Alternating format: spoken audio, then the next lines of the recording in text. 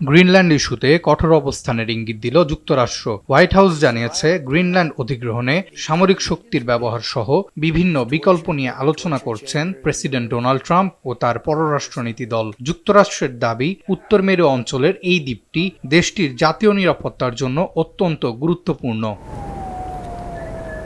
এদিকে হোয়াইট হাউসের ভাষ্য অনুযায়ী পররাষ্ট্রনীতির এই লক্ষ্য অর্জনে সব ধরনের সম্ভাবনাই বিবেচনায় রাখা হচ্ছে। সামরিক বাহিনী ব্যবহারের বিষয়টি কমান্ডার ইন চিফ হিসেবে প্রেসিডেন্টের হাতে থাকা একটি বিকল্প বলেও উল্লেখ করা হয়।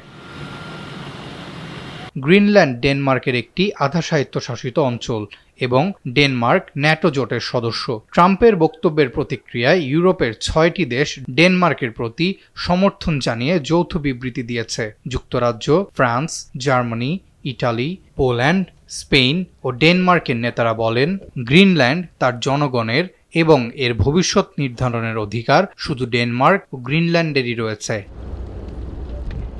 অন্যদিকে ড্যানিশ প্রধানমন্ত্রী মেটে ফ্রেডরিকসন সতর্ক করে বলেন, যুক্তরাষ্ট্রের কোনো সামরিক আগ্রাসন ন্যাটো জোটের অস্তিত্বকে ঝুঁকির মুখে ফেলতে পারে। ন্যাটো নীতিমালা অনুযায়ী কোনো সদস্য দেশে হামলা হলে অন্য মিত্ররা সহায়তায় এগিয়ে আসবে।